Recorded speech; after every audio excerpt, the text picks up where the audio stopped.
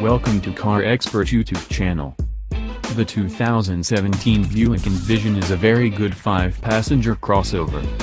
But you should anticipate will come in good time. First, it's worth understanding why it exists at all.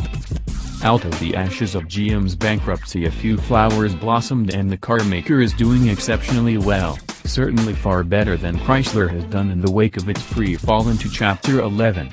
But of all the surprises at GM's turnaround, Buick surely ranks highest, without question the least likely player to thrive if you only study the North American market.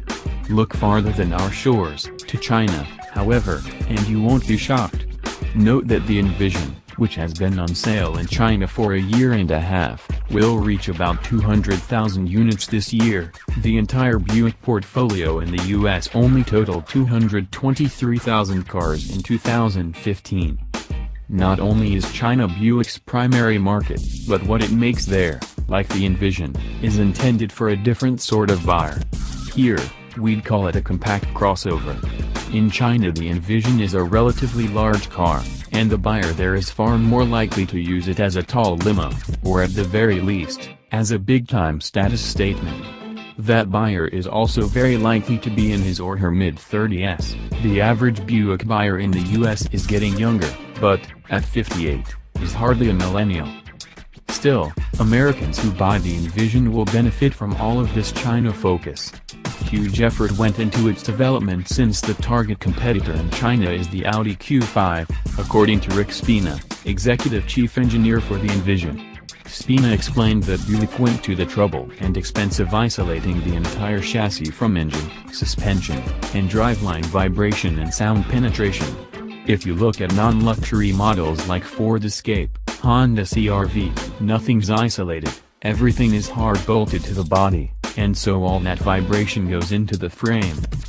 Spina says that even though you'd guess the China-built Envision shares the general parts bin of the Chevy Cruze and Equinox, it's almost entirely unique. It's kind of an orphan, he says, because GM couldn't afford to invest in the ride-tuning Buick had to compete with Audi in China for a volume Chevy product, so nothing from Chevy, for now, is on this platform. And although it would have made sense to have Cadillac or GMC share it, Cadillac's XT5 and GMC's Acadia were already on a different development cycle.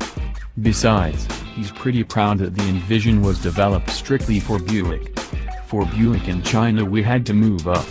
I wanted someone to get into Envision and say, I didn't expect a Buick to feel like this.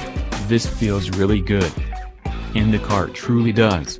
The steering of the higher-spec premium models we tested with both front and all-wheel drive was fluid and linear, the riding slightly more toward feeling placid rather than sporty. And the Envision is very, very quiet inside. At anything below full throttle flogging it is, dare we say, Lexus serene. So the Envision is immediately comfortable and capable.